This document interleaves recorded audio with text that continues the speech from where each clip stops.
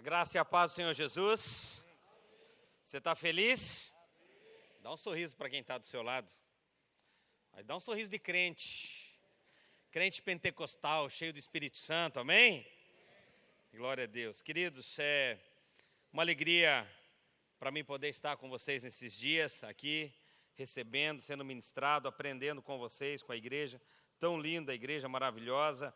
E realmente eu não tenho viajado muito, eu tenho ficado muito na igreja local, em Curitiba, porque o nosso pastor, o pastor Luciano, ele tem um ministério, para o corpo de Cristo, onde ele acaba ministrando muito fora da cidade, então eu preciso ficar na igreja local. Mas quando houve o convite do Davi para poder estar com vocês aqui, esse é um convite irrecusável, amém? E você abre mão da sua igreja local, domingo, dificilmente eu fico fora dos domingos da igreja. Nós temos 3 cultos no domingo, então eu normalmente estou nos 3 cultos, porém não tinha como recusar esse convite tão especial de estar nesses dias com vocês. Sou grato a Deus pela essa igreja maravilhosa, que nos inspira. Eu estive aqui talvez há uns 2 anos atrás, no MFI, numa reunião de pastores que nós temos, e quando o pastor Davi mostrou toda a igreja, apresentou, eu só fui tirando fotos e filmando, e nós estamos num processo de uma reforma do novo local, e então muitas coisas que nós estamos fazendo em Curitiba é inspirado nessa igreja, em vocês, e glória a Deus por isso, amém? Eu quero, eu não sei quantos estavam ontem à tarde, quando eu me apresentei aqui, que me conhecem de ontem à tarde, levanta a sua mão. Ou melhor, quantos que não me conhecem, que não estavam ontem à tarde, para me apresentar de novo, levanta a sua mão. Bastante gente. Então deixa eu me apresentar de novo. Você que riu ontem pode rir de novo hoje, viu, irmão? Quando eu falar a piada sobre meu nome. O meu nome é esse mesmo, é Marciano, tá? Não tem outro, e não é nome artístico, tá? Então, assim, não é nome artístico, esse é meu nome. Eu sou casado, eu tenho 3 filhos, eu queria apresentar minha família a vocês, se vocês puderem projetar no telão. Nós somos pastores em Curitiba, da comunidade Alcance, juntamente com o pastor Luciano Subirá, e nós estamos ali, já vamos completar 12 anos agora de igreja, dia 9 de julho, é nosso aniversário de 12 anos. E a igreja começou numa célula, na minha casa, e essa célula cresceu, e aí nós começamos na garagem da minha casa a fazer cultos, fizemos alguns cultos ali durante alguns meses ainda, e depois nós fomos para o bairro Água Verde, onde estamos até hoje. E essa é minha família, a minha esposa, meus 3 filhos, Murilo, Danilo e Davi. Tem um inteligente na família, viu? O Murilo, Danilo e Davi. O Murilo é meu filho mais velho, tem 18 anos, e eu falo que eu hoje, para dar um abraço nele, eu tenho que falar: filho, dá uma agachadinha que o pai quer dar um abraço em você, porque ele está com 1,96 m, então, realmente, para abraçar o rapaz, eu tenho que pedir para ele dar uma abaixadinha, tem o Danilo e o Davi também. Deus tem abençoado minha casa, minha família, e eu sou grato a Ele, por tudo que o Senhor tem feito. Sou grato à vida do meu pastor, Luciano e Kelly Subirá também. São as pessoas que investiram na minha vida, acreditaram em mim, e eu sou muito grato a Deus também pela minha liderança. Amém? Eu quero que você abra a sua Bíblia no livro de Gênesis, capítulo 26.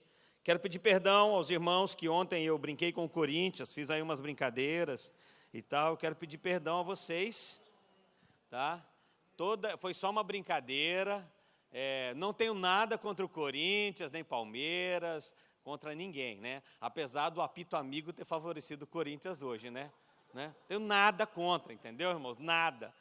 Então, só quero dizer que é uma brincadeira que nós fizemos ontem aqui.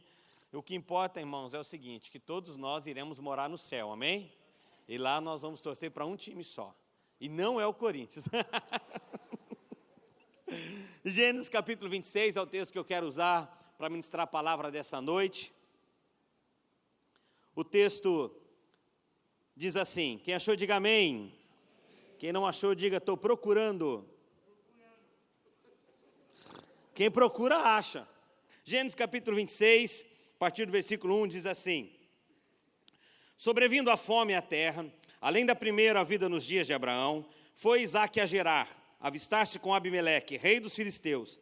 Apareceu o Senhor e lhe disse: não desças ao Egito, fica na terra que eu te disser, habita nela, e eu serei contigo, e te abençoarei, porque a ti e a tua descendência darei todas estas terras, e confirmarei o juramento que fiz a Abraão, teu pai. Multiplicarei a tua descendência como as estrelas do céu, e lhe darei todas estas terras. Na tua descendência serão abençoadas todas as nações da terra, porque Abraão obedeceu a minha palavra e guardou os meus mandamentos, e os meus preceitos, e os meus estatutos, e as minhas leis. Versículo 6 diz, Isaque, pois, ficou em Gerar.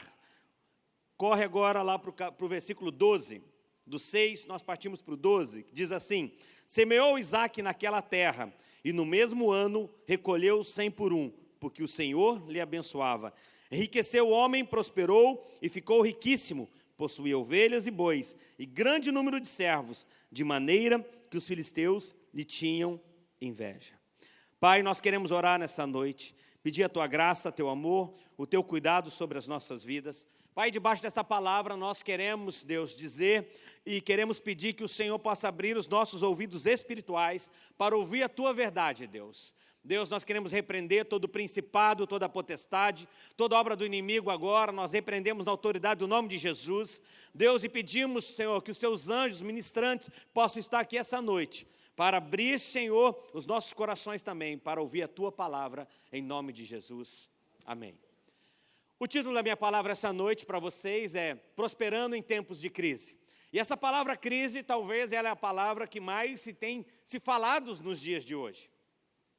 Essa palavra, talvez, ela está nos top 10 das palavras que são ditas, que são lidas, é a palavra crise. E você encontra essa palavra sendo falada em várias áreas, em vários setores. É crise na família, é crise no relacionamento conjugal, é crise de relacionamento de pai com filho, é crise de relacionamento de marido e mulher, é crise financeira, é crise política, é crise de emprego, é uma crise de insegurança no nosso país. E realmente, talvez, essa é uma das palavras que mais nós ouvimos nesses dias. Tudo que você vai, talvez, acessar na internet, olhar uma manchete, tem lá, quase todos os dias, uma crise instalada em algum setor, em algum lugar. Agora, algo que eu e você precisamos entender é que essas crises, elas produzem algumas coisas em nós. E nós precisamos aprender a passar por essas situações. Precisamos aprender com homens que passaram por crises também. E como esses homens prosperaram em tempos de crise.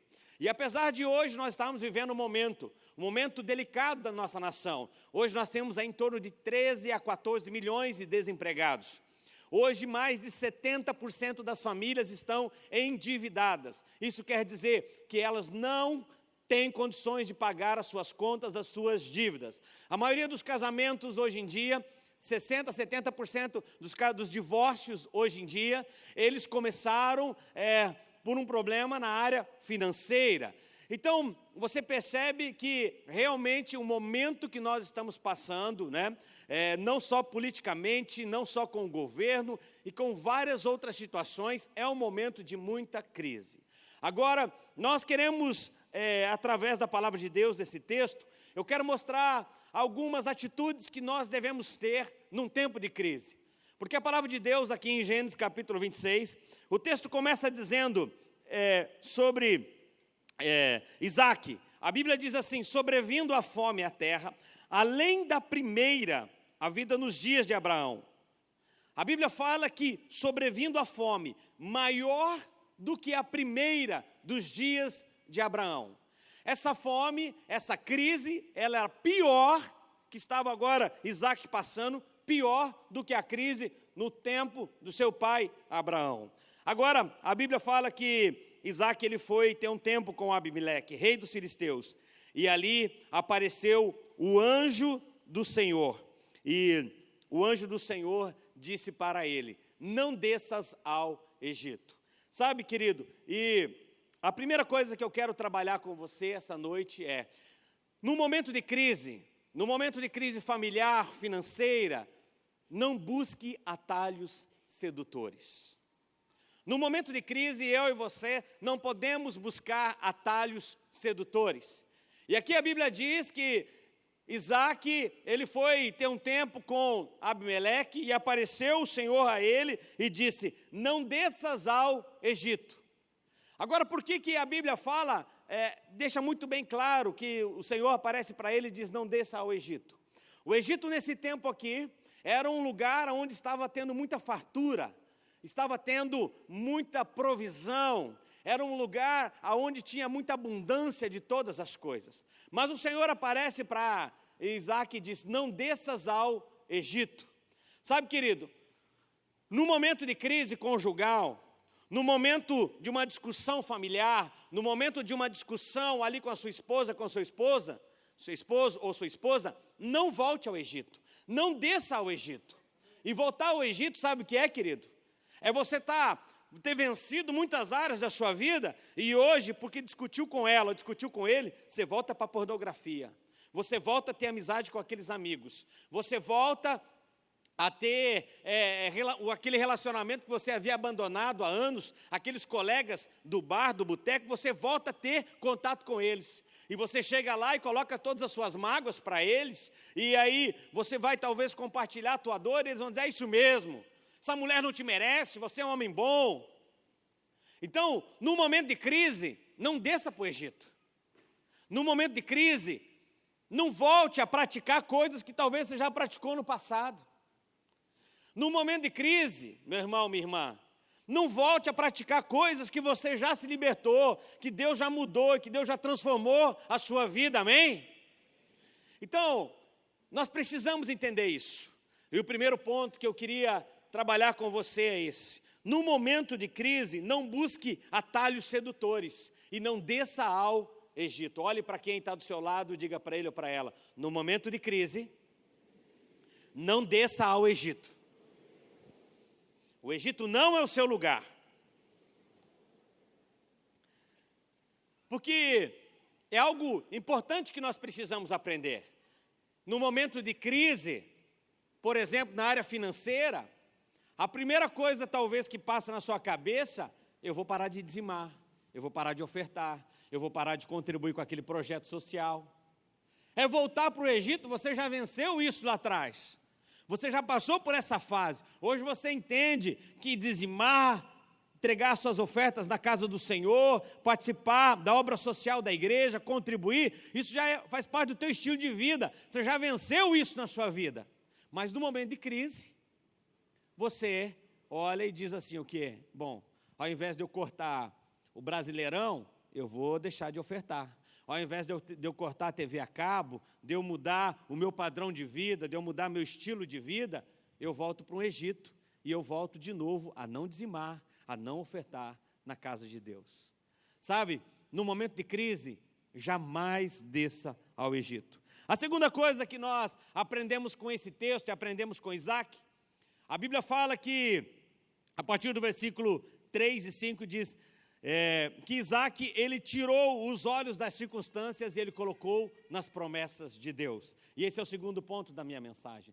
Na crise, nós precisamos tirar os olhos das circunstâncias e colocá-los e pô-los nas promessas de Deus.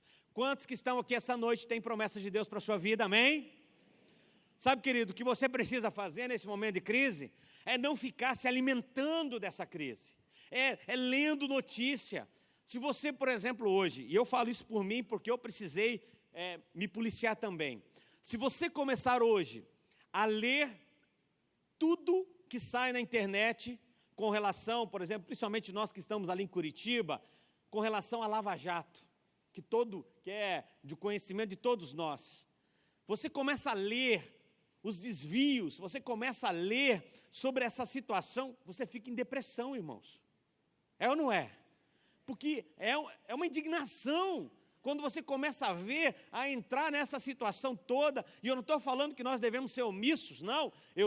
Você precisa estar sempre a par, você precisa estar sempre conectado com aquilo que está acontecendo. Mas, no momento de crise, o que eu e você precisamos fazer? Precisamos colocar os olhos nas promessas de Deus para as nossas vidas. Eu tenho que parar de ficar olhando, mas e agora o que eu faço? Eu estou desempregado, mas Deus me deu uma palavra que eu seria bem-sucedido financeiramente, que o meu comércio seria bem-sucedido, e agora eu estou aí, não entra um cliente na minha loja. Não fica olhando para a situação, comece a olhar para a promessa que Deus fez para a sua vida. E isso, querido, é o que eu e você precisamos fazer. Você precisa o quê? Começar a aplicar fé. Precisa começar a aplicar fé todos os dias. O Senhor falou que bendita será a minha casa, bendita será a minha família, benditos serão os meus filhos. E tudo que eu colocar a mão vai prosperar. Então eu vou aplicar fé. Eu sei que isso vai acontecer. Eu sei que isso vai acontecer. Amém? Porque é isso que eu e você precisamos. Tirar os olhos das notícias, tirar os olhos, muitas vezes até conversando com pessoas, e aí traz uma notícia ruim, o outro traz outra notícia ruim, o outro outra notícia ruim, e aí você se envolve naquela situação, e daqui a pouco você está desesperado ou desesperada, porque realmente os dias são maus, os dias não são bons, os dias são maus, mas o que eu e você precisamos fazer como Isaac. A Bíblia diz para Isaac: não fuja, fique, floresça onde você está plantado. Não corra dos problemas, enfrente-os, vençam, mas olhe as promessas que eu tenho para a sua vida. Isso está lá no versículo 3, 4 e 5. Deus prometeu para ele: não desça ao Egito, fica na terra que eu te disser. Eu vou fazer crescer, eu vou prosperar você. E ele obedece. Sabe, querido, é importante eu e você aprendemos algo com Isaac. A Bíblia diz que Deus acalma o coração de Isaac e diz: eu estou contigo. E eu quero dar essa palavra para você essa noite. Talvez você está vivendo um momento de crise, talvez você está vivendo esse momento de turbulência na sua vida. Calma, aquieta o teu coração, Deus está contigo. Amém? Olhe para quem está do seu lado, uma cara de profeta, uma cara de muita fé, e diz: aquieta teu coração, Deus está contigo. Amém?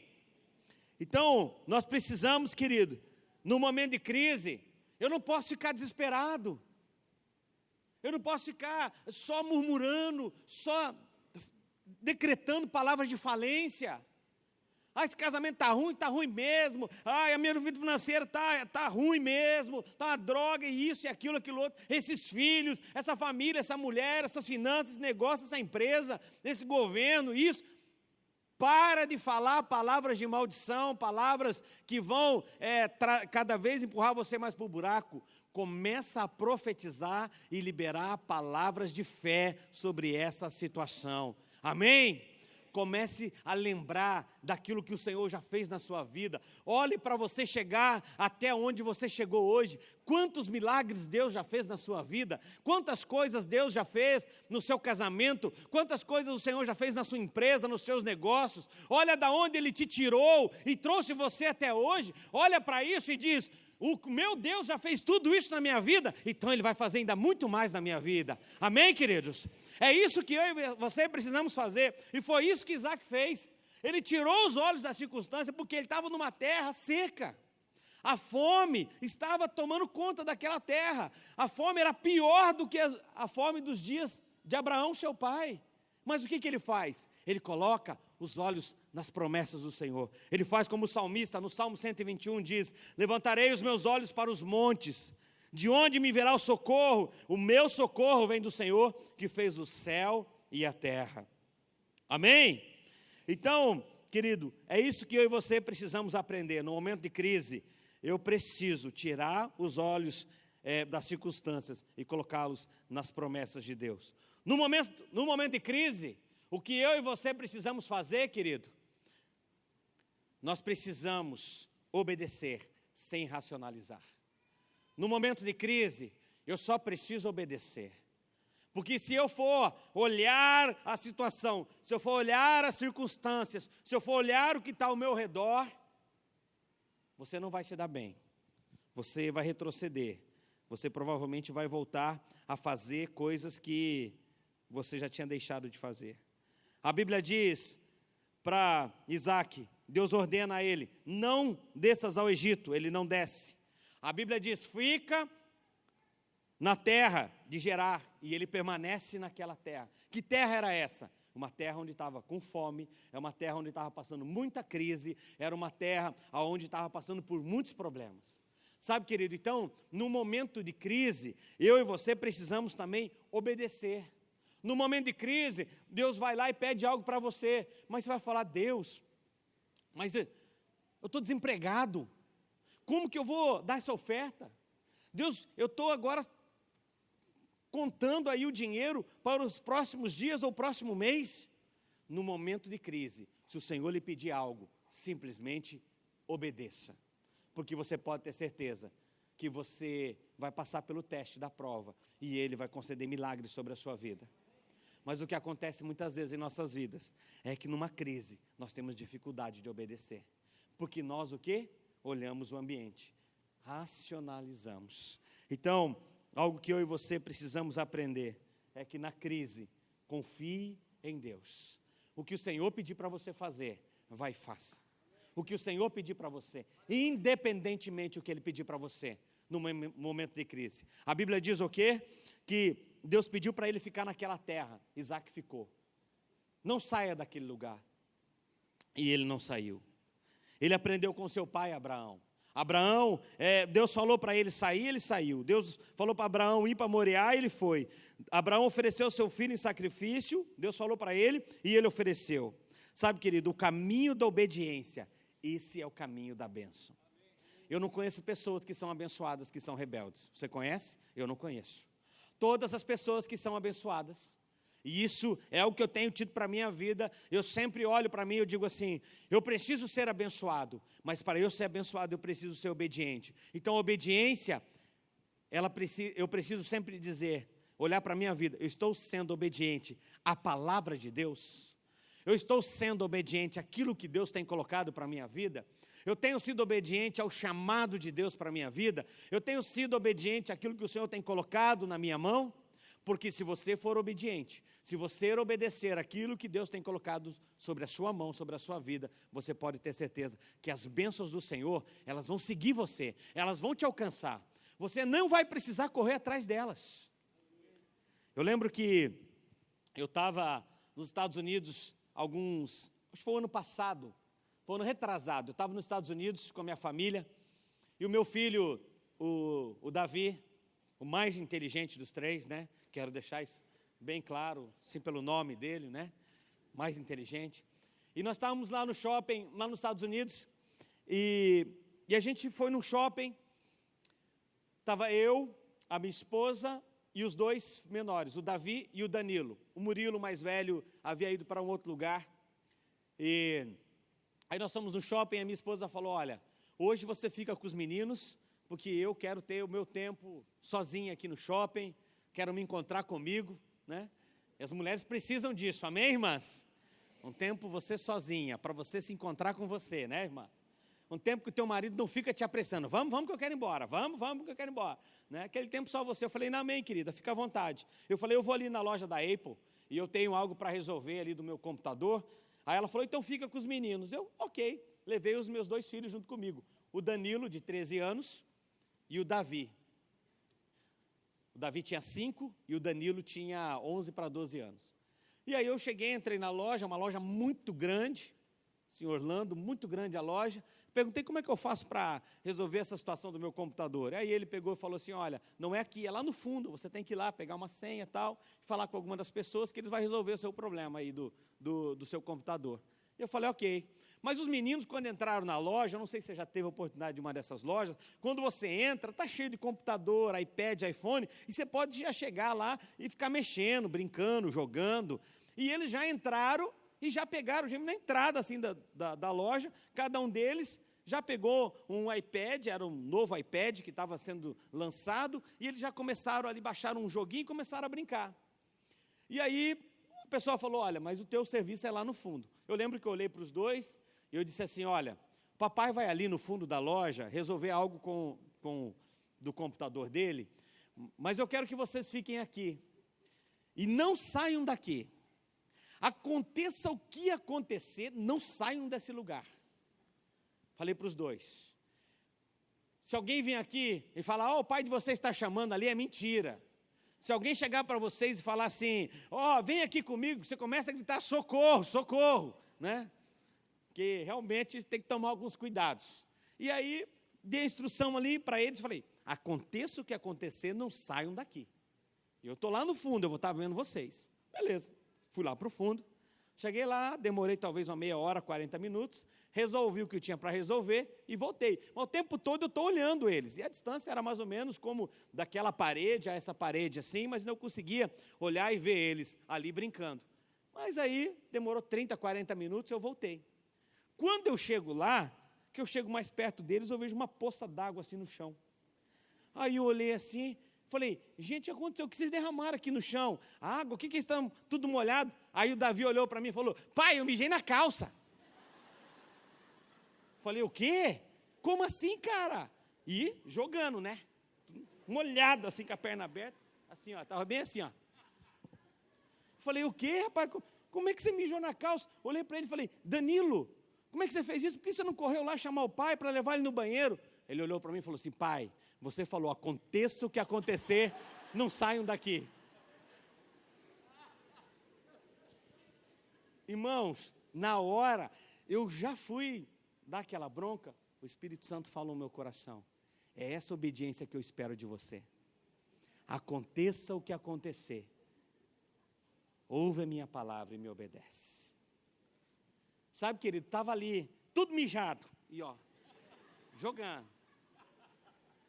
Eu lembro que eu falei, e agora, né? Na hora você não pensa na situação, você pensa na mãe, né? Agora que a mãe vê, estou lascado. É verdade ou não é, irmãos? Aí eu falei, vem cá, vamos cá. Terminamos ali, fomos lá numa loja, comprei uma bermuda para ele e tal, fomos lá no banheiro, coloquei outra bermuda nele e tal, né? Guardei aquela e a esposa chegou, olhou e tal. E eu vi que ela sentiu algo diferente, mas não percebeu que era uma bermuda diferente. Aí, a hora que a gente estava indo, ela falou, engraçado, parece que eu não lembro dessa roupa nova que o Davi está usando. Aí nós tivemos que contar para ela o que aconteceu. Sabe, querido, mas é algo que eu e você precisamos aprender. No momento de crise, eu preciso obedecer sem racionalizar. É no momento de crise que Deus começa a pedir algumas coisas para nós, irmãos. É no momento de crise que o Senhor começa a mexer com a nossa fé, é mexer com a nossa obediência. É no momento de crise que o Senhor começa a pedir algumas coisas para nós. E aí nós precisamos estar preparados. Por quê? É nesse momento onde somos testados. Então, algo que eu e você precisamos aprender. Na crise, não fuja, obedeça a Deus. Começo de ano agora, eu estava orando e quando eu estava no meu devocional, o Senhor me pediu, eu estava orando e tal, e o Senhor me pediu 3 coisas. 3 ofertas. Na verdade, foi assim. Eu estou reformando a minha casa. E toda a reforma, você sabe que você planeja gastar 1x e gasta 2 ou 3x, né? Quem já fez reforma sabe disso. E foi isso que aconteceu comigo. Planejei algo, mas foi além do que eu esperava. E aí eu estava orando a Deus, pedindo, Senhor, como que eu vou fazer, como que eu vou terminar essa reforma da minha casa, vou deixar de fora, vou fazer isso, vou fazer aquilo outro. Estava orando no meu devocional e o Senhor falou comigo, eu quero que você faça algo. Eu pensei, amém, o que o Senhor quer? O Senhor falou para mim, eu quero que você compre um presente para sua esposa, ela merece. E o Senhor me falou o presente, e era o presente para ela, irmãos. O Senhor falou para mim, eu quero que você dê um presente para o seu pastor, para o seu líder. E era o presente, irmãos. E o Senhor me falou, eu quero que você dê um presente para a sua sogra. E era o presente, irmãos. O do Luciano e da minha esposa eu não vou contar porque é algo muito particular. O da sogra foi um carro.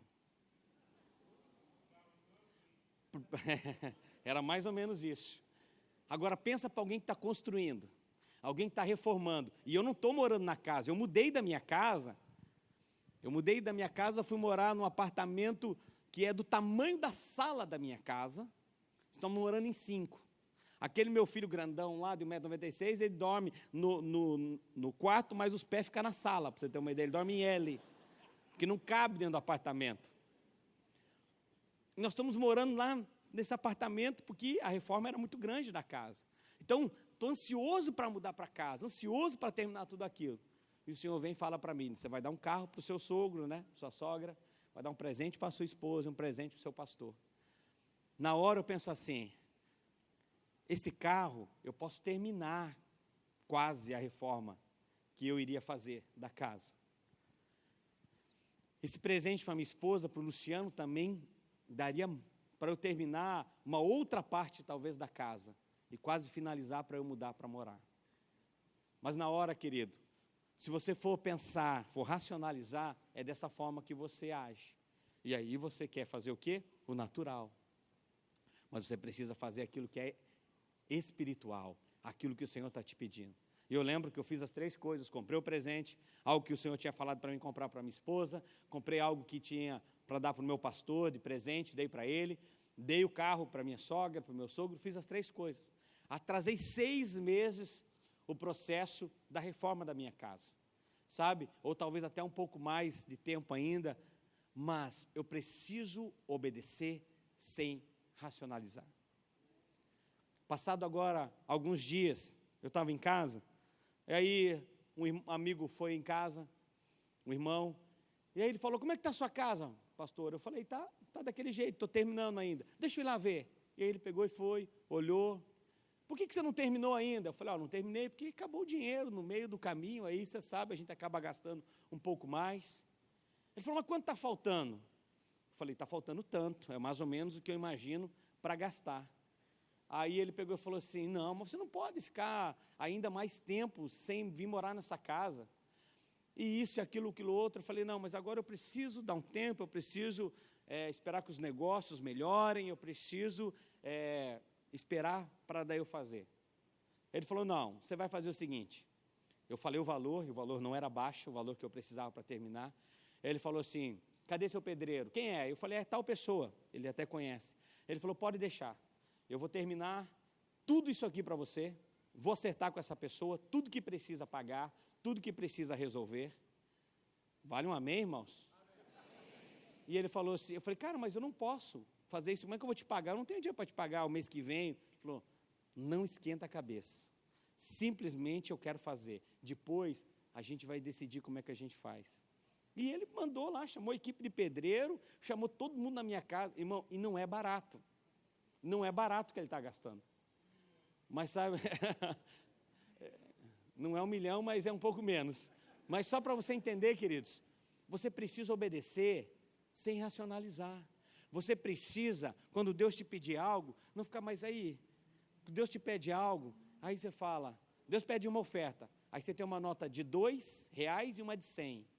Aí você pensa: a de 100 não, a de 100 não é de Deus não, isso é o inimigo falando no meu ouvido.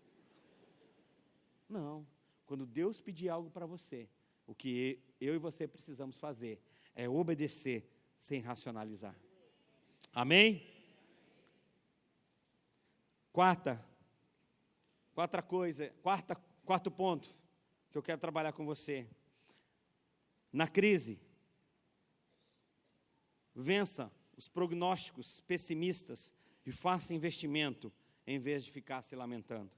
A Bíblia fala que no versículo 12 diz: semeou Isaac naquela terra, e no mesmo ano recolheu 100 por 1, porque o Senhor lhe abençoava. Que terra que Isaac... Qual foi a terra que Isaac semeou? Naquela mesma terra que estava passando um tempo de crise e um tempo de fome. Na crise, vença todos os prognósticos pessimistas e faça investimentos ao invés de ficar se lamentando. Tem gente, queridos, se lamentando hoje, dizendo assim: agora o que eu vou fazer, o que eu vou comer, o que eu vou vestir, perdi o emprego, acabou já o seguro-desemprego, não consigo trabalho. Mas sabe por que talvez você está tão desesperado? Porque quando Deus te pediu, quando você tinha teu trabalho, Deus pedia para você entregar seu dízimo e a sua oferta, você não entregava. Quando você recebeu a sua rescisão, você ficou com medo de dizimar e ofertar sobre aquela rescisão. Então o que você fez? Segurou a parte, reteve a parte que era de Deus. E por isso que você está preocupado hoje. Mas, querido, o que eu e você precisamos fazer, mesmo num tempo de crise, é fazer o que a palavra de Deus manda eu e você fazermos. Amém? A Bíblia diz que ele semeou naquela terra. Sabe, querido, semeie ainda que todos duvidem. Talvez se eu fosse falar com algumas pessoas e dizer assim, olha, eu estou reformando a minha casa, mas Deus me falou para dar isso, aquilo e aquilo outro para aquelas pessoas. Sabe o que eles iam dizer? Você é louco? Termina a sua casa. Quem é racional pensa dessa forma. Aqui é a mesma coisa que falaram para Isaac, quando ele falou, eu vou ficar e eu vou o quê? Eu vou semear nessa terra. Provavelmente falaram para ele, você é louco, esse lugar é deserto, aqui a terra é seca, não tem água. Não vai dar nada certo que você plantar, que você semear nessa terra. Você vai passar vergonha, vai perder seu dinheiro.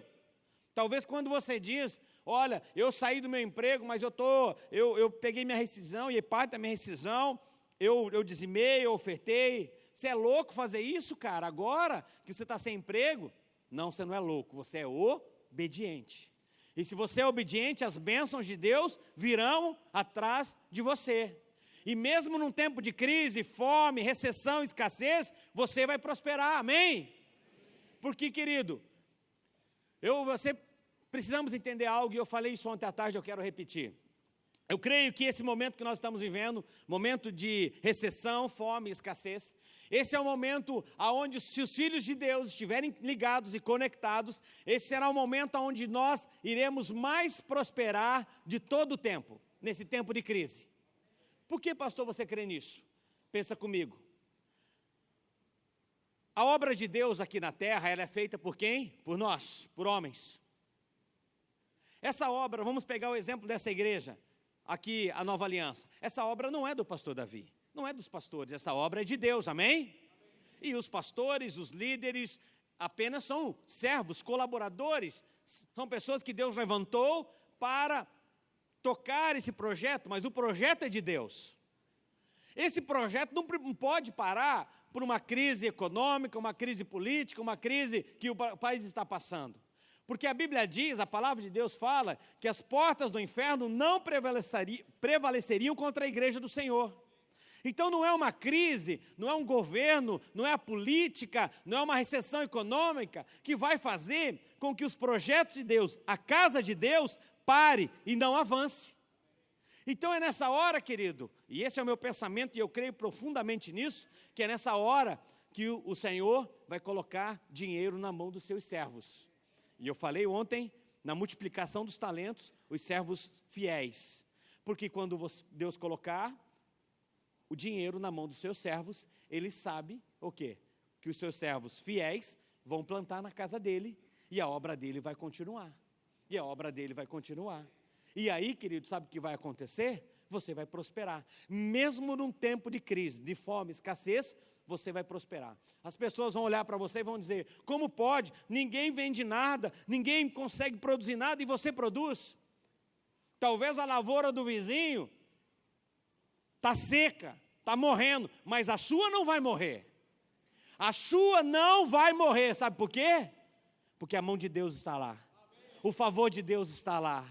A praga nenhuma vai chegar na tua tenda. Praga nenhuma vai chegar na sua casa. Sabe por quê? Porque está protegido. Protegido pelo próprio Deus. E foi isso que Isaac fez. Mesmo num tempo de fome, mesmo num tempo de crise, ele semeou naquela terra. Algo que, quando eu ensino sobre finanças, algo quando eu estou dando meus seminários de finanças, algo que normalmente me perguntam, e eu abro sempre para um momento de perguntas e respostas, e essa pergunta talvez é a pergunta que mais me fazem, pastor Davi, no seminário de finanças. Pastor, eu estou passando um tempo de crise, estou devendo, estou com as minhas dívidas. Eu devo dizimar, sim ou não? E essa é a pergunta que mais me fazem no seminário de finanças. E eu gosto sempre de responder ela, porque foi uma pergunta que um dia eu fiz para Deus. Eu cheguei para Deus e disse assim, Deus, pensa comigo. Eu tinha minha listinha, eu tinha duas listas, a lista do bem e a lista do mal. A lista do bem eram as promessas de Deus. Você tem essa listinha do bem, que Deus falou para você, o que Deus profetizou sobre a sua vida. Eu tinha lá minha listinha do bem, mas eu tinha a listinha do mal também, que eram as minhas contas, cheque sem fundo para pagar, limite de banco, essa listinha do mal. E eu estava lá com as duas listinhas, pessoas todas que eu tinha para resolver situações, e eu estou lá, e eu falei, Senhor, Veja bem, vamos pensar comigo aqui. Eu estou devendo para essas pessoas, eu preciso pagar elas. Mas eu preciso dizimar todo mês, 500, 800, 1.000, 2.000 reais, enfim. Vamos pensar uma coisa. Ao invés de eu dizimar, eu pegar esse dinheiro e pagar uma dívida, ao invés de eu ficar devendo para aquela pessoa, eu fico devendo só para você. Por quê? Você não me põe no SPC, você não liga para mim, você não me xinga, você não fala mal de mim para os outros, você não põe meu nome no SPC. Então, ao invés de eu ficar devendo para essas pessoas, eu posso pegar e ficar devendo para você. Não é melhor fazer isso, Senhor? E eu lembro que esse dia foi um dia que, para mim, foi muito marcante, porque eu me converti numa igreja, eu comentei ontem com vocês, numa igreja muito pentecostal, assim, muito do fogo. E todo domingo na igreja, a pastora, ela lia o mesmo versículo de Malaquias, capítulo 3, versículo 10. Ela cantava a mesma música e ela falava as mesmas coisas na hora da oferta. Eu falo que eu aprendi 2 versículos, os meus 2 primeiros versículos foi João 3,16 e Malaquias, capítulo 3, versículo 10. Porque era todo domingo, a pastora falava do Malaquias, capítulo 3, versículo 10. E nesse dia o Senhor me falou para mim, Ele falou, abra sua Bíblia em Malaquias, capítulo 3, versículo 10. Aí eu falei, Deus, mas eu conheço esse texto, a pastora fala todo domingo, eu já não aguento mais, eu até imitava a maneira que ela falava. Aí o Senhor falou para mim assim, abra sua Bíblia em Malaquias, capítulo 3, versículo 10. E eu de novo falei, Deus, mas eu já conheço. E a terceira vez, eu senti o Espírito Santo falar um pouco mais firme comigo. E eu abri. Eu queria pedir isso para você, abra lá sua Bíblia em Malaquias, capítulo 3, versículo 10. Talvez você já conhece esse texto. Talvez você está falando a mesma coisa, eu já conheço. Trazei todos os dízimos à casa do tesouro, para que haja mantimento na minha casa. Talvez você já conhece o texto. Mas eu quero te ensinar algo também essa noite. Algo que eu tenho certeza que se você praticar, vai salvar a sua família também. Diz assim o texto. Trazei todos os dízimos à casa do tesouro, para que haja mantimento na minha casa. E provai-me nisto, diz o Senhor dos Exércitos. Essa palavra, quando eu fui ler, provai-me nisto, essa palavra ela apareceu em caixa alta no dia que eu comecei a ler. Eu queria que você anotasse aí embaixo dessa palavra, provai-me nisto. Porque todas as vezes que eu olhava esse texto, ele era um texto normal. Nesse dia, parece que essa letra ela apareceu em caixa alta, provai-me nisto. E você começa a olhar na palavra de Deus, você começa a estudar um pouco da palavra de Deus, querido, e você vai perceber que você não encontra em nenhum lugar da Bíblia Deus deixando ser provado. Você não vai encontrar esse versículo em nenhum outro lugar da palavra de Deus. Provai-me nisto. Ou coloque-me à prova. Você não vai ver Deus se permitindo ou colocar Ele à prova em nenhum lugar da Bíblia, a não ser nesse texto de Malaquias, capítulo 3, versículo 10. A não ser quando se fala de dízimo e oferta. Após o momento, querido, que passa aí o cesto, a salva, que você coloca o seu dízimo, que você coloca a sua oferta ali no gasofilácio. A partir daquele momento, não sou eu que estou dizendo, não é o pastor que está dizendo, é a palavra de Deus, é o próprio Deus que diz. Ele está dizendo, ei, João, Maria, Pedro, Davi, me coloquem à prova agora. Agora vocês podem me colocar à prova. Sabe por quê, querido? Tem muita gente orando e pedindo o milagre de Deus sobre a vida, na área financeira, e não vai receber. Ô pastor, que é isso? Não vai receber, porque eu só consigo ter a graça, o favor de Deus na área financeira, quando eu dizimo e quando eu oferto. Queridos, eu me converti, e eu estava passando por um deserto financeiro terrível, e eu aprendi que a oração tinha que ser gritando, porque eu me converti numa igreja pentecostal, daquelas uau, né? Do fogo. Então, eu lembro que eu chegava em casa e eu jejuava, fazia jejum. E eu chegava em casa e eu lembro que eu ficava assim, Satanás, sai da minha casa, sai do armário, sai dessa geladeira que parece um coco, só tem água dentro, né? E sai do tanque de combustível desse carro, e isso e aquilo, e sai, e não saía, querido. Sabe por quê? Porque esse dia o Senhor me falou que não sou eu que repreendo o devorador, é Ele que repreende o devorador. Olha aí o texto que diz assim, versículo 11, por vossa causa repreenderei o devorador. Anote isso na tua Bíblia aí, bem forte. Sabe por quê? Porque talvez você está assim, você está orando, você está jejuando, você está fazendo guerra, batalha espiritual para vencer o devorador, e não é você que vence. Se é para curar o enfermo, o Senhor diz, vai, põe a mão sobre o enfermo e ele vai ser curado. Se é para expulsar o demônio, ele manda eu e você fazer. Mas se é para repreender o devorador, ele diz, agora não é com você, agora é comigo.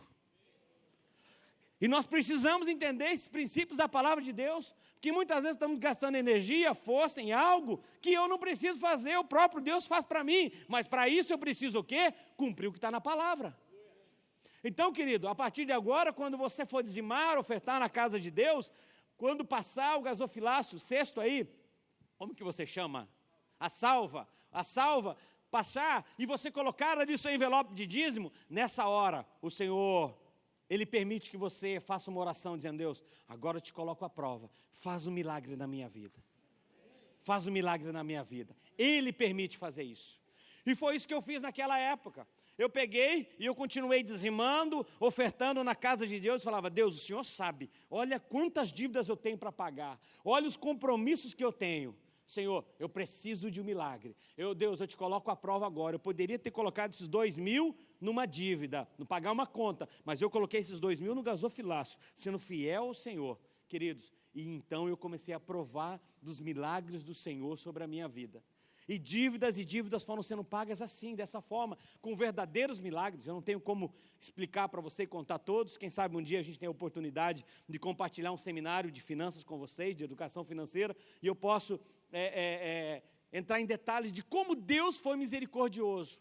Mas também eu aprendi o quê? Que quando eu colocava o meu dízimo e a minha oferta no gasofilácio, nessa hora, a briga já não era mais comigo, não era mais eu brigando com Satanás, era o Senhor brigando com ele. E aí, meu irmão, quando Jesus, ele vai brigar com Satanás, e quando você coloca seu dízimo, a sua oferta ali, a Bíblia fala, né? A Bíblia não, tem alguns, a palavra fala que o Senhor, ele repreende o devorador, e quando ele repreende o devorador, ele humilha Satanás, literalmente. Amém? Então é isso que eu e você precisamos acreditar. Glória a Deus.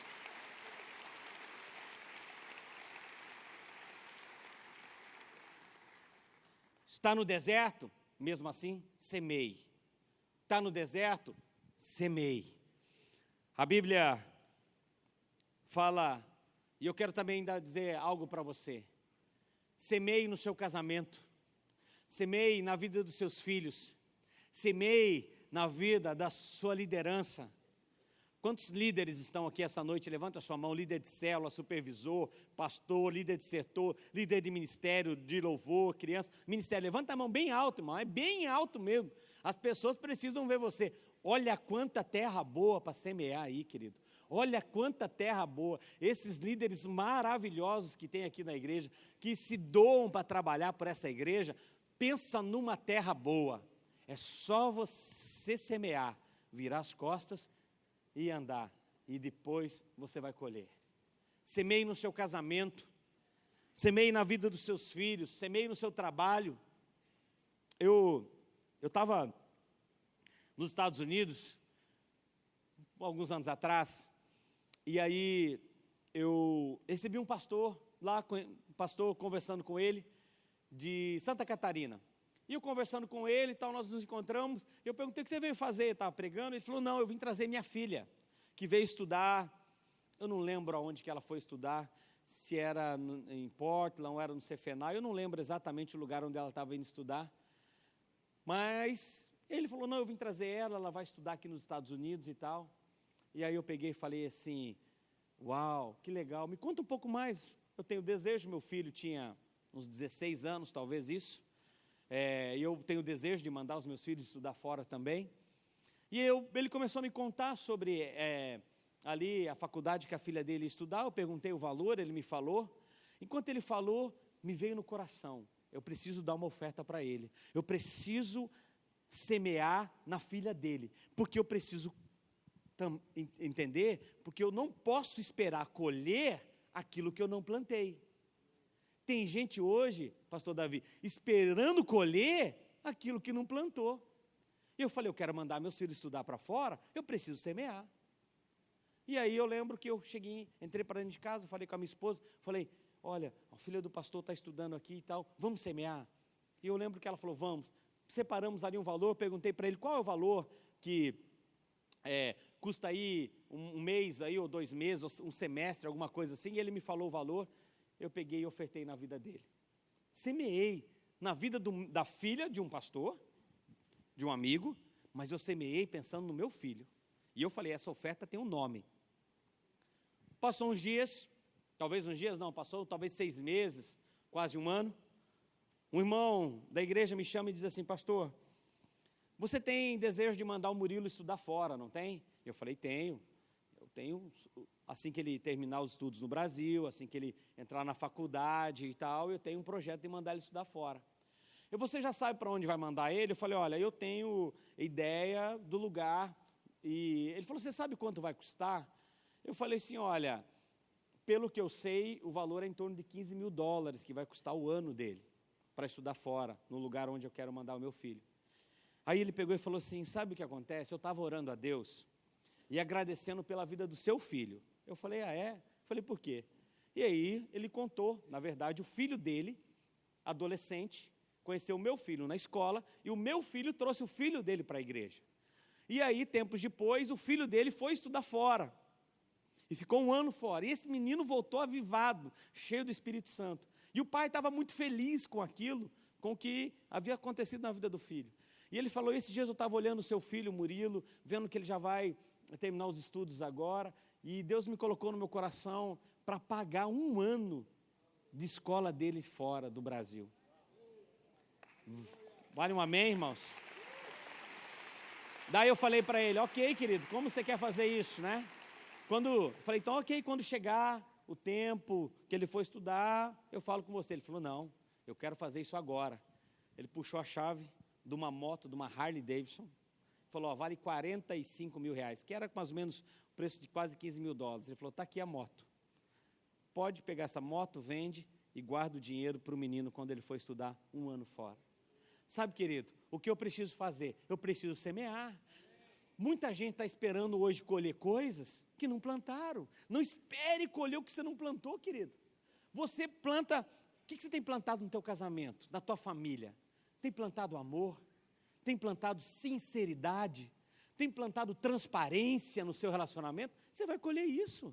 Você tem plantado amor? Você vai colher amor. Você tem plantado que oração na vida dos seus filhos, na vida da sua família? Você vai colher isso. Agora, você tem plantado discórdia? Vai colher discórdia. Tem plantado adultério? Vai colher destruição.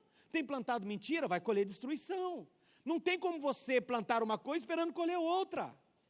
E, queridos, é algo que eu e você precisamos aprender isso. Passamos pelo momento de crise, mas eu preciso semear. Amém? Faça o ordinário e espere o extraordinário da parte de Deus. A Bíblia fala que Isaac colheu 100 por 1 no deserto, num tempo de fome, num tempo de escassez. 100 por 1. Mas ele colheu dali 100 anos, dali 20 anos? Não.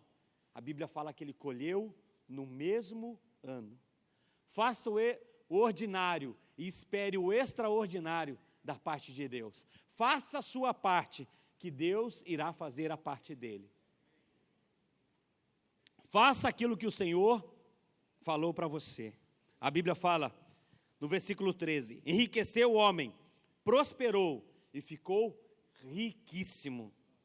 Tornou um homem muito próspero, num tempo de deserto, num tempo de crise. Então, querido, você está vivendo um tempo de crise?